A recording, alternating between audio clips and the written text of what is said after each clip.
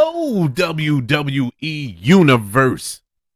Welcome to Faces and Heels, your podcast for professional wrestling here on the KB Radio Network. I am your host, Kevin Reed, and we have just experienced night one of WrestleMania XL, extra large, WrestleMania Saturday, whatever the title is. I don't know. But regardless, we got 7 matches on this Saturday, night one, and some really good ones. Really good ones. Some didn't really hit the mark tonight, but for the most part, I enjoyed the show tonight. Every match had its moment.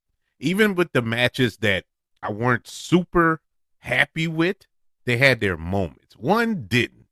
One was a complete underwhelming experience, and I was really upset about that. It kind of took some of the fire away from WrestleMania, and it was dead smack in the middle of tonight's show. But overall, I enjoyed the show. 7 matches tonight. We had Rhea Ripley defending her women's world championship against Becky Lynch. We had the 6-pack tag team ladder match for the undisputed WWE tag team titles. We also had a tag match between Rey Mysterio and Andrade against Santos Escobar and Dominic Mysterio. We had a singles match between the Usos, Jimmy Uso and Jey Uso. We had a 6-woman tag team match with Bianca Belair, Jade Cargill, and Naomi versus Damage Control. We had an Intercontinental Championship match with Gunther defending his championship against Sami Zayn. And to round out the night, the main event of WrestleMania Saturday, the Bloodline. The Rock and Roman Reigns taking on Cody Rhodes and Seth freaking Rollins. Let's start off the way the night started off with our opening match, and it was for the Women's World Championship, where the champion Rhea Ripley defended against Becky Lynch.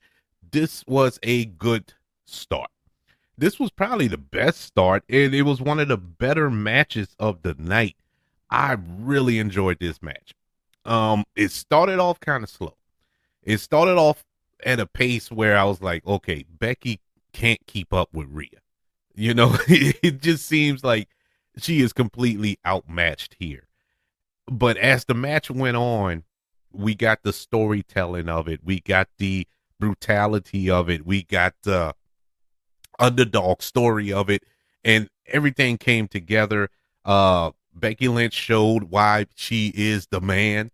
Rhea Ripley showed why she is the most dominant force in pro wrestling. I don't care, women, men, whatever. She is the most dominant, and she comes out on top in this match, retaining her women's world championship. In this match, we saw some really good spots, really brutal spots, and Becky Lynch took it, man. She was she was taking it, and at the same time, Becky Lynch was dishing it out as well to Rhea Ripley, and she was taking it. I mean, we got near falls, we got top rope spots, near falls from finishers, typical WrestleMania lore. You know, this is stuff that WrestleMania is built on. The kicking out of somebody's finisher. Now, it's been done so much now throughout the WWE and other promotions as well. It doesn't have that same pop when it happens at WrestleMania, because WrestleMania is normally where that happens. You'll see an opponent kick out of a finisher. That only happened at WrestleMania, but it happens so often. You'll see it on Raw, SmackDown now, and it's like, finishers aren't protected like they used to be when I was growing up watching. But that's besides the point. Kicking out of one finisher is one thing, but kicking out of 3 of them, now that's special. And we got a lot of that in this match. Very exciting. Kept you on your heels at certain points in the match. You didn't know who was going to win. You really thought Becky would win. And I was excited by that, even though I'm a huge Rhea Ripley fan. At the end, I think we got the correct outcome here. Rhea Ripley continues her dominance and holds on to her women's world championship. Out of 5 stars, and all matches will be rated on a 5-star rating system, this match between Rhea Ripley and Becky Lynch gets 3.5 stars. I think it was a perfect way to kick off the evening, kick off this WrestleMania weekend. Very, very good match.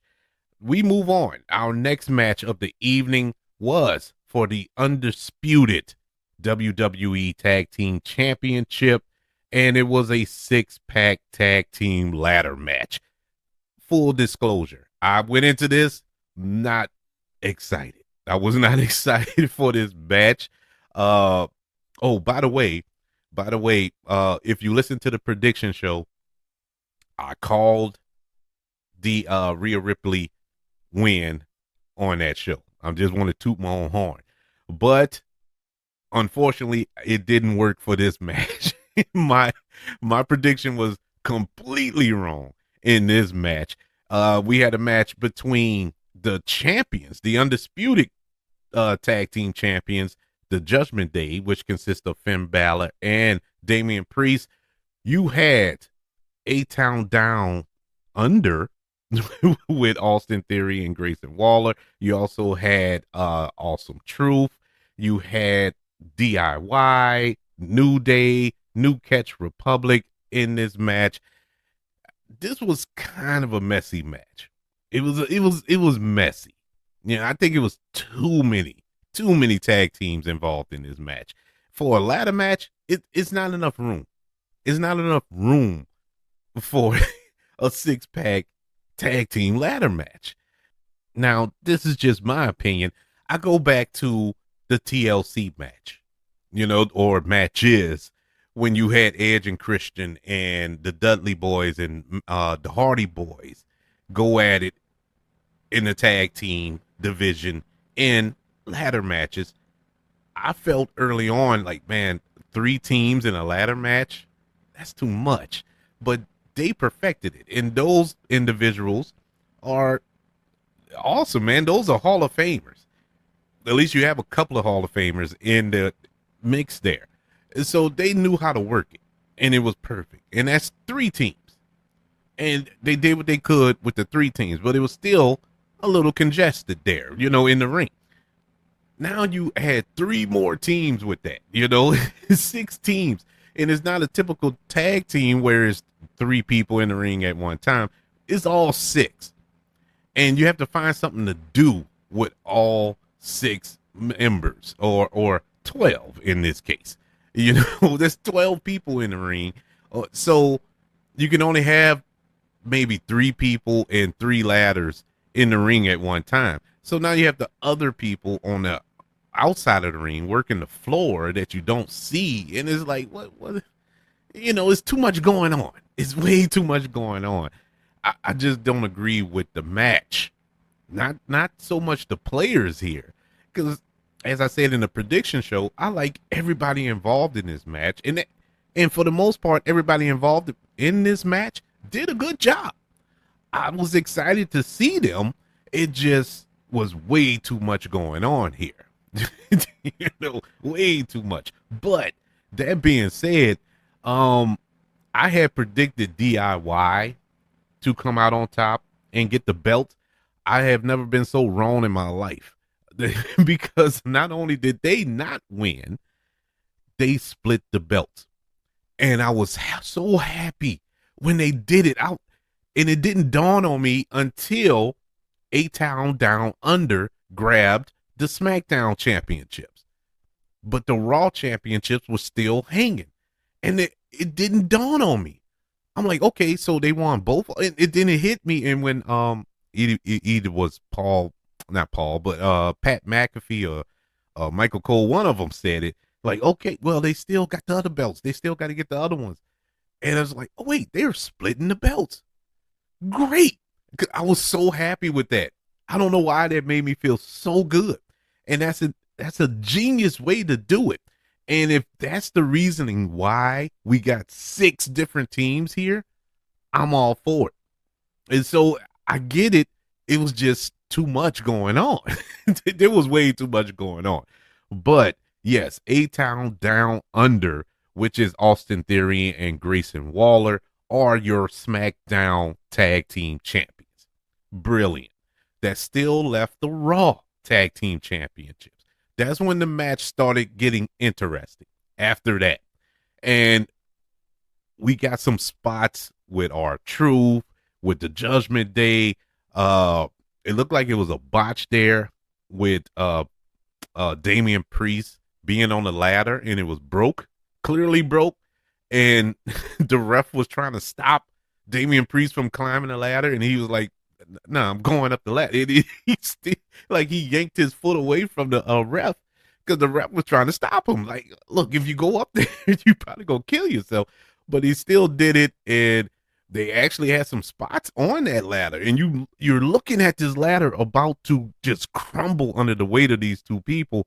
I think it was Damian Priest and The Miz, was it?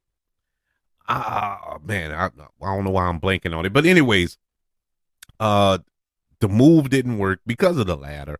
And so they got off the ladder, and then we get the money spot in this match when R-Truth took out Damian Priest. And this has been long form storytelling now. This has been going on for a while, and it finally culminates here. And I don't know why I was so moved by that. I was so happy to see R-Truth get his moment, to get his WrestleMania moment, not only taking out Damian Priest, but climbing the ladder and grabbing the Raw Tag Team Championships, and him and The Miz are now the Raw Tag Team Champions. I was so happy about that. And it saved the match. It really saved the match because I really, at points, were not super interested in this match, but they had good spots in it. You know, just to touch in on what I was saying earlier, even with the matches that I wasn't super excited about, they had spots in it that were exciting. And this was clearly one of them. They had some really good spots in here. DIY taking out New Catch Republic through tables and off of ladders, and you see JD Madonna get just slung off of a ladder through tables. It was awesome. You know, you had some really, really good spots. The 6-pack tag team ladder match for the undisputed WWE Tag Team Championships, which is now disputed because they are split up now, where A-Town Down Under becomes the SmackDown Tag Team Champions, and the Awesome Truth becomes the Raw Tag Team Champions. Gets 3 stars. Average. It was pretty average, but I love the spots here. I love that R-Truth got his moment, and you can clearly see he was emotional on top of that ladder, because you really got to think back. R-Truth never had that moment, you know, capturing a actual championship, not the 24/7, but an actual championship, and at WrestleMania nonetheless. Very moving, very well deserved. And man, can't wait to see what's next with those two young men. Moving over to our third match of WrestleMania Saturday, it was a tag team match with Rey Mysterio and Andrade taking on Santos Escobar and Dirty Dominic Mysterio. This was the most random. This match has the most random moment of the night. It was very just out of the blue type of a interference in this match. I like everybody here. Everybody here can work. Everybody here can work. Dirty Dom is still getting nuclear heat, which is beautiful. Andrade, welcome back to WWE. He looks great. Rey Mysterio, um, Rey Mysterio, he's showing his age, and it's painful to watch. Painful to watch. He still got it, but he don't have a lot of it, if that makes any sense.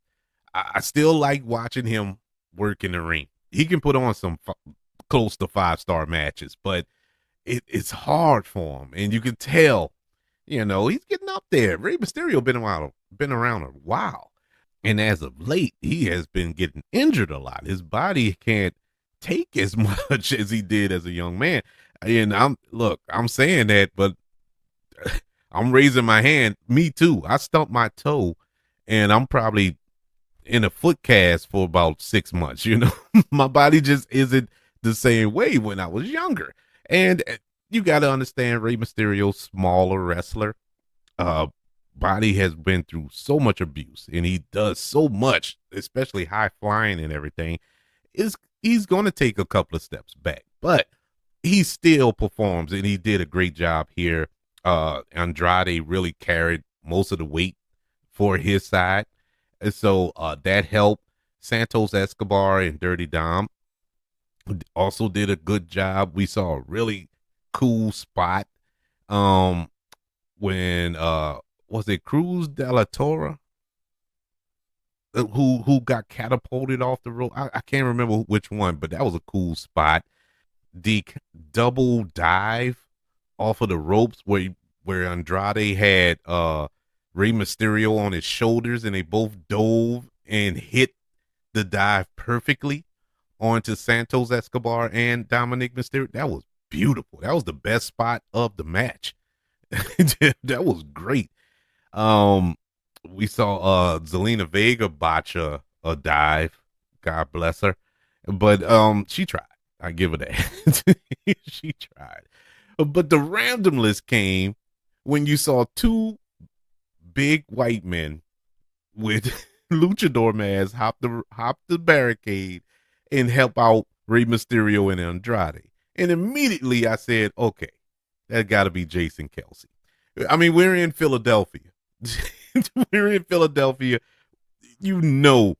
Jason Kelsey was going to be involved. Now, the other guy, I was like, is it going to be Travis?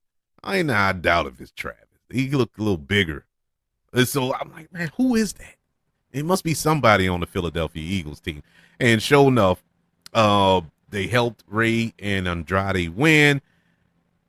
They take off their masks, and of course, it was Jason Kelsey and Lane Johnson, his teammate on the Eagles. It was so random, man. it was just random to have them come out and help.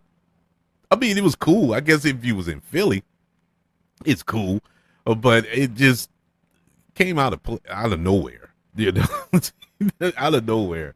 But nonetheless, Rey Mysterio and Andrade come out victorious in this tag team match, which gets 2.5 stars. It was a filler. That's the way I felt about that. It was a complete filler match for WrestleMania. It didn't feel like a WrestleMania match. It felt like just a regular run-of-the-mill premium live event match. And, whatever. But it wasn't the worst. It wasn't the worst match of the night. That brings me to match 4, the singles match between the twins, Jey Uso and Jimmy Uso, a match that has been in the making for, I guess you could say, since birth, really. And this was this is a match that was outdone by the promo leading to the match. That video package to hype you up for the match was chef's kiss. That got me so hyped. It was beautifully produced, beautifully done. I'm like, man, this match is going to get off. These two are going to get into it. I'm expecting to see Rikishi come down. You know what I'm saying? I'm expecting some fireworks in this match, and it was underwhelming. And that's putting it kindly. I was very, very disappointed with this match. it just wasn't put together right. And it's weird because these are brothers, not just brothers, but twins. They've been dancing since they was in the womb, so I don't understand how there was no chemistry at all in the ring. They had no chemistry. There was no nothing was choreographed. Everything they just went on the fly. It that match looked like they were told in the back to go out there and just do something. They didn't know they were going to be on the show, and they were like, "Look, y'all two go out there and put a 11-minute match on," and that's what it looked like. It was nothing of any storytelling, any excitement. Well, it was one element. It was one point in the match where Jimmy kind of suckered Jay in, and it was just silly. Like, you fell for that? My wife, who hasn't watched WrestleMania with me for it's been years, she watched it with me tonight, and she was like, "He really gonna fall for that?" And it was like so obvious, and it was silly, but that was the only storytelling in the match, and it just didn't work. It did not fire on no cylinder, let alone all. It was such a wet fart of a match, and it's painful to see that because I love the Usos as a tag team. They're one of the best tag teams in history. But singles, nah, it ain't working. Their singles run ain't working, and I thought they would bring the best out of each other, and unfortunately, that did not happen tonight. Jay Uso defeats his brother Jimmy Uso in this singles match, and out of 5 stars, I have to give it 1 3/4 stars. Yeah. Yeah, it was that bad for me. I just, oh man, it was the worst match of the night, and I thought it was gonna be one of the best. I guess it's my fault. I overhyped it, so I gotta put the onus on me on that one. Moving on to match number 5 of the night, and this once again I was super hyped for this, and I was scared when this match started because I was burnt out from that Uso match. And I was like, I really didn't want to watch nothing. I was that mad. I was that upset about the Uso match. But I was excited to see this match, and I was hoping for a better outcome overall. And for the most part, I did have it. This was the 6-woman tag team match between Damage Control and Bianca Belair, or versus Bianca Belair, Jade Cargill, and Naomi. Awesome. It wasn't the greatest match of all time by no stretch of the imagination, but I loved the show. I loved the showcase. I loved the black girl magic here. Them coming out, them being Belair, Cargill, and Naomi coming out as ex-women as opposed to ex-men. But ex-women, you have Jade Cargill as Storm. Bianca Belair was more Cyclops. And I don't know what Naomi was. Naomi was doing her own thing, but they were all color coordinated. But it was cool. Maybe Colossus, maybe. But either way, I'm nerding out on y'all. But I thought that was cool. I love Asuka when she was in NXT, when she was dominant Asuka, undefeated Asuka, couldn't stop her. Now this silly heel Asuka that we getting, it's not working for me. Her dancing around and all this, it just ain't working for me. I'm so bored with it. And it kind of takes something out of the match for me. Every time her and Kairi Sane link up, it takes something out of the match. Dakota Kai, she botched so much stuff. And I ain't talking moves, just being where she's supposed to be. And I'm guessing his nerves, because you could tell when she came out, she couldn't even get to the right spot when they came out. When they were coming out down the ramp and getting into the ring and do their pose, she was in the wrong spot. She had to run back over to the other side and get in her right spot. I'm like, oh Lord, this is going to be interesting. And throughout the match, she did it again. But boy, that was tough to watch. But it was good to watch Naomi and Jade and Bianca just dominate. It was a thing of beauty. And these three women are going to just run rumshot over the women's division in WWE. This is going to be exciting to watch. Uh, they did a pretty good job of protecting Jade here. You know, she wasn't in there long, got the crowd hyped up, anticipating wanting her to get in the ring, you know, and she finally got into the ring and did her thing. It was exciting. She got the pop and she got the pin, and that was good. I liked how they did it. This was a perfect way to showcase their new talent. Bianca Belair, Jade Cargill, and Naomi defeat Damage Control. And this was the shortest match of the night. This was like 8 minutes long. It was very short, but it it was the right amount. It didn't need to go any further.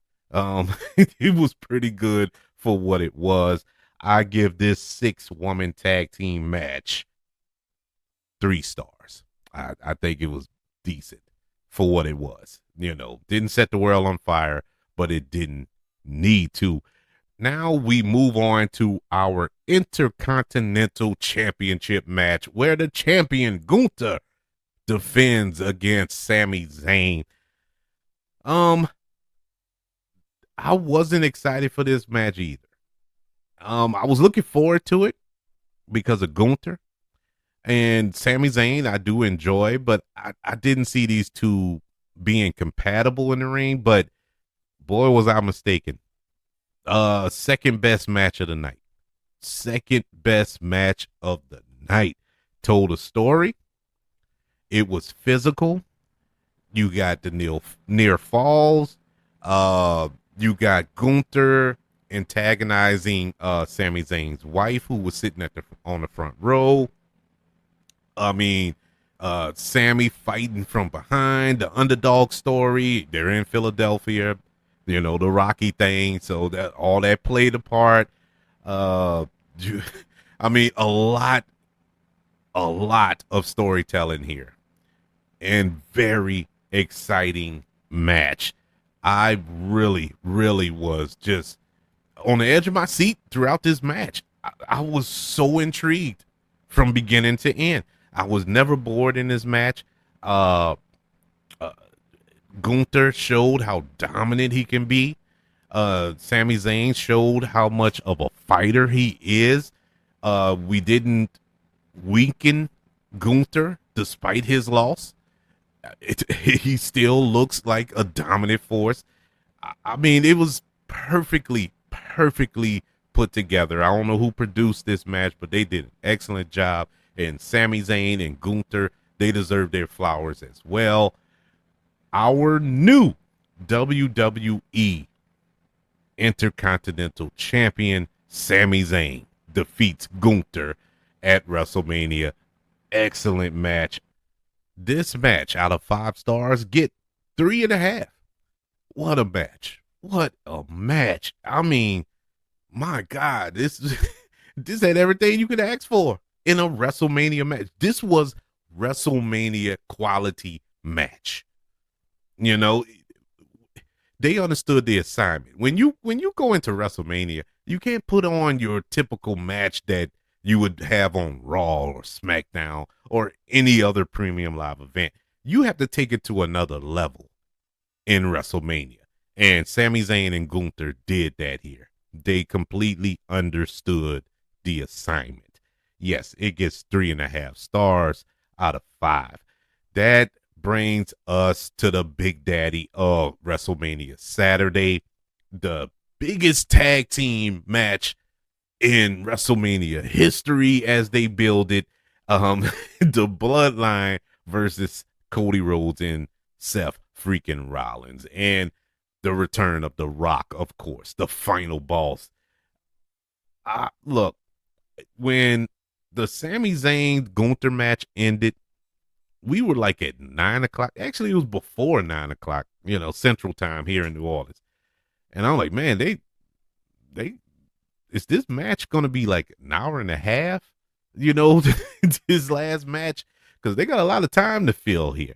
And then I thought about it. I said, I said to myself, the entrance probably going to be 15 minutes apiece for each superstar, because I mean, they're not going to come out as tag teams. They're going to come out individually, and they did. And each one milked it. Everybody milked it. Cody Rhodes milked it, but he had like the shortest one. Seth Rollins milked it. It felt like we heard his theme song twice. And The Rock with the most epic look, the most epic entrance into WrestleMania I have seen in a long time. That was epic. And Roman Reigns, it always takes him 20 minutes to walk to the ring. And so that took up a lot of time. This match itself was 44 minutes.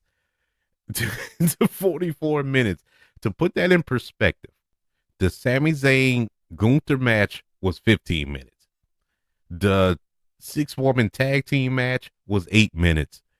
The tag team match with Rey Mysterio and Andrade and Santos Escobar and Dominic Mysterio, that was 11 minutes. But this match was 44 minutes. And it was the best match of the night. Of course. It was the best match of the night. And it had to be 44 minutes because there was more than wrestling involved with this. There was more to this match than just grappling. It was storytelling in this epic form. This is Bloodline stuff. Bloodline is a movie. Bloodline is a soap opera. It's a television series. This was epic storytelling. You got The Rock. You got Roman Reigns. And when the match started, when they had the face off before they actually went fisticuffs, and you look at how massive and cut up and just built like Egyptian gods that The Rock and Roman Reigns are, and you look at the average looking Cody Rhodes and Seth Rollins. Now, I'm not poo-pooing on those guys because I wish I looked like them. I wish I had the body. I would take that in a New York second. But they just look average. They look like your average guys, but they're in excellent shape. But in comparisons to these Greek gods, that is the bloodline, that you can shred cheese on their abs.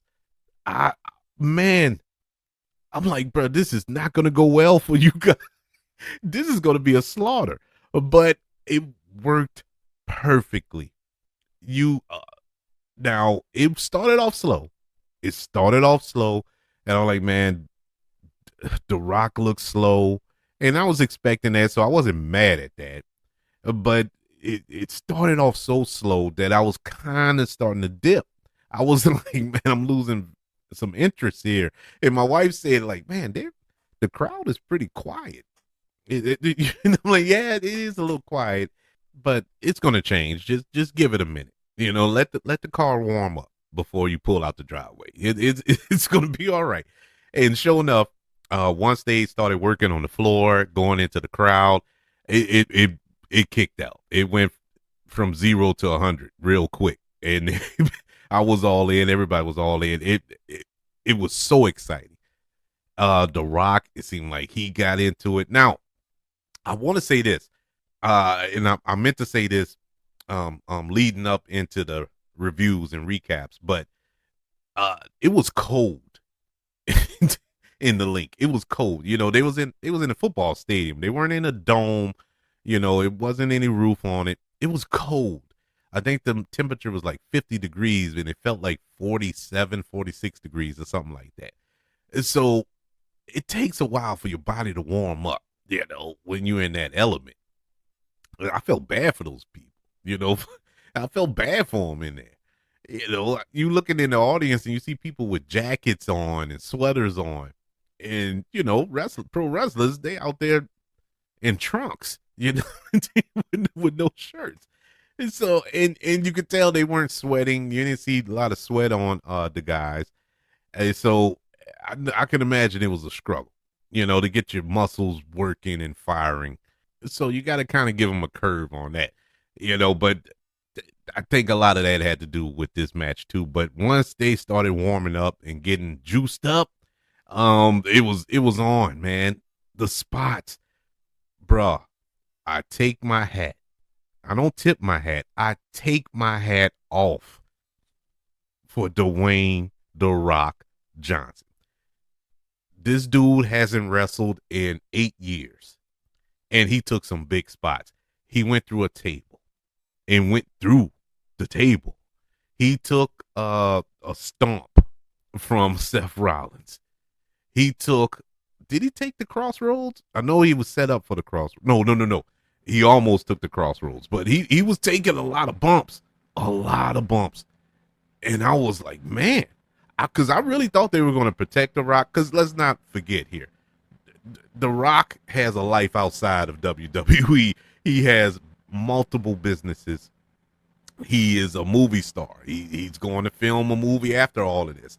You know, he has so much lined up. He can't afford to get hurt, injured, you know, disfigured even in the wrestling ring. And so he really took a chance with all this. And I thought they were going to protect him. And for the most part, they were. But at the same time, when he let loose, and he allowed Seth Rollins and Cody Rhodes to let loose on him. And I was like, man, kudos to The Rock. And man, good job by him in this match. It was really, really interesting to see the crowd booing Cody Rhodes. They were booing Cody Rhodes. Now, let's not forget, they're in Philadelphia. It's Philly, people. This is the same crowd that threw bricks who threw bricks at Santa Claus. This is the same city who cheered when Michael Irvin, the football player for the Dallas Cowboys, he broke his leg on that field, on that same field that WrestleMania is taking place at. Broke his leg, ended his career. They cheered, standing ovation for him that he broke his leg. And so this is Philly, the home of ECW. It's safe to say that this is a heel town. And so it's not super surprising that they were booing Cody, but it was really loud at one point. Now, when they had their entrance and they came out, you heard a kind of a mix of boos in there. But as the match went on, those boos got louder. I was like, man, man, this is crazy.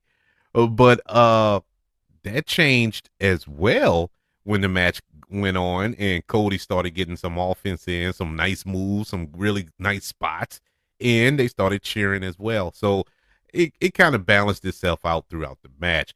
As we all know, a lot was on the line in this match. If Cody and Seth could win this match, Cody would face Roman Reigns one-on-one with no bloodline involved in the match. But in the event The Rock and Roman win, is bloodline rules for the main event of night 2 with Cody and Roman. And so it was a lot on the line here.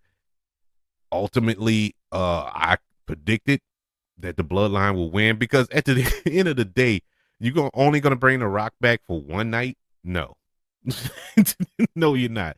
And you're not going to have Roman go one-on-one. Roman has needed, and I say that in quotations, needed the bloodline in every defense of that title. And so there's no way that was going to change, and it won't, because the bloodline comes out victorious by defeating Seth Rollins and Cody Rhodes in this tag team match, which means Sunday night main event Cody Rhodes versus Roman Reigns for the undisputed WWE Universal Championship will be Bloodline rules. Anything goes. Awesome. This was an awesome match. Very, very entertaining match. Once again, WrestleMania quality match. We had the spots. We had the storytelling. We had it all. Everything was in this match. This was a well produced match from beginning to end. And that just bursts the door open for Sunday night, where pure shenanigans are going to take place. It's going to be wild for Sunday night. I am so excited for Sunday night. This match, I was already excited for night 2, but this brought it to an entirely different level for me, because now everything's open. All bets are off. You know, who's coming, who's showing up, who's helping Roman, who's helping Cody. There's a lot on the table here, and I can't wait. The tag team match between the Bloodline, The Rock and Roman Reigns, who came out victorious over Cody Rhodes and Seth freaking Rollins, gets 3 3/4 stars. Awesome match. Great way to end WrestleMania Saturday night 1. Oh man, this was a decent match. I mean, a decent night. That's what I meant to say. This was a decent night. Out of the 7 matches, 5 of them were fire. 2 of them you could have put on SmackDown last night. But I mean, overall, it was an awesome night. I'm excited for night 2. It didn't take away the excitement for night 2. It only added to the excitement, and it did the job very well in that regard. For night 2, we have 6 matches left in WrestleMania weekend. Of course, we have the singles match for the World Heavyweight Championship, which is an interesting element as well, because Seth Rollins looked like he got injured in that Bloodline tag team match. So, I mean, I don't know if it's kayfabe or not, but he was clenching the knee. He's been selling the knee for a few months now. He was injured for a while with that knee. Now he was healthy. Now that knee is bothering him again in that match. So will it affect him for this match when he defends his championship against Drew McIntyre? Oh man, so many implications there. Even though with Seth Rollins being 100% healthy, I think Drew McIntyre was going to go over here. But with Seth Rollins, quote unquote, injured, I know Drew McIntyre is going to go over here. And so that should be an interesting match. We also have the Pride, Bobby Lashley and the Street Profits, going up against the Final Testament, who are Karrion Kross and the Authors of Pain in a 6-man tag team Philadelphia street fight. That one there is another one I'm not super excited for. Hopefully I get surprised. We have the singles match, which is kind of turning into a grudge match, which is sneakily turning into one of my most anticipated matches. LA Knight versus AJ Styles. I'm Slick Style hyped up for that match. I want to see how that turns out. I think that's going to be a good one. And we also have a triple threat match for the WWE not Universal, but United States Championship. Logan Paul, the champion, going up against Randy Orton and Kevin Owens, as well as the singles match for the WWE Women's Championship. Io Sky, the champion, will be defending against Bayley, and of course, the big daddy of them all, the main event of the entire weekend, Blood Rules for the undisputed WWE Universal Championship. Roman Reigns, our tribal chief, will take on Cody Rhodes. Let's see if night 2 will live up to the hype. Would it be just as good as night 1, or even better as night 1, or worse? as night one. Who knows? I think we have the potential for this trumping night one. I feel confident with these matches. I like this match card. Let's see how it all turns out tomorrow night. But how did you feel about night one? I would like to know which one was your favorite match of the night, and are you excited for night two? Email the show, kbradiopodcast@gmail.com. You can also search for the KB Radio Network on all social media platforms. Don't forget to subscribe to the KB Radio Network channel on YouTube and like this video if you don't mind. Don't forget about the 5 stars, the reviews, and sharing this show if you're listening on Apple Podcasts, Spotify, iHeartRadio, wherever you are currently listening to Faces and Heels, your podcast for professional wrestling here on the KB Radio Network.